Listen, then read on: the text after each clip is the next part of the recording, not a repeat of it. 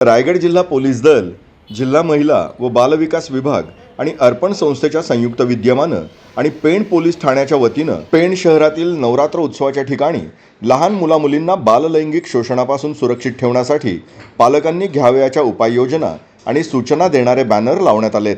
बाललैंगिक शोषणाच्या घटना टाळण्यासाठी पालकांनी त्यांच्या मुलांशी संवाद साधावा, तसंच त्यांना कोणत्याही संशयास्पद परिस्थितीची माहिती द्यावी असं आवाहन करून हे बॅनर सहज नजरेस पडतील अशा ठिकाणी लावलेले आहेत।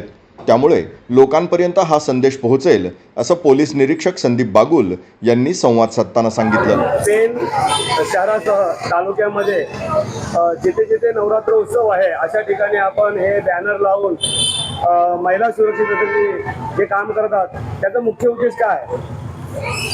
आज रायगड जिल्ह्यात, महाराष्ट्रात किंवा भारतात सर्वात मोठं आव्हान आहे लहान मुलांनी काय काय काळजी घ्यायची, त्या काळजी घेण्यासाठी पालकांनी काय काय नियम वापरायचे, काय काय त्यांना सूचना करायच्या, किंवा काय प्रिकॉशन घ्यायचे, या संदर्भात जनजागृती करण्यासाठी आमचे आदरणीय पोलीस अधीक्षक यांच्या संकल्पनेतून त्यांनी प्रत्येक मंडळामध्ये एक बॅनर तयार केले। ते बॅनर्स आम्ही प्रत्येक नवरात्र उत्सव ज्या ज्या ठिकाणी साजरा होतोय आणि ज्या ज्या ठिकाणी मोठ्या प्रमाणात पॅरेंट्स येतात किंवा पब्लिक येतात किंवा लहान मुलं येतात त्या त्या ठिकाणी आम्ही ते बॅनर मधून एक जनजागृती करण्याचा प्रयत्न केलेला आहे। त्या जनजागृती आम्ही त्या बॅनर मध्ये पालकांनी काय काय काळजी घ्यायची आहे मुलांसंदर्भात, आपल्या मुलांचं शाळेत जाताना किंवा घरी असताना किंवा मोबाईल वापरताना काय काय काळजी घ्यायची या माध्यमातून आम्ही पटवून द्यायचे, प्रत्येक नागरिकांना आम्ही संदेश देण्याचा प्रयत्न केलेला आहे। आम्ही सर्व पालकांना आव्हान आहे की ह्या ज्या सूचना यांचा अंमलबजावणी करून आपल्या पाल्याकडे लक्ष द्या, जेणेकरून आपलं पाल्य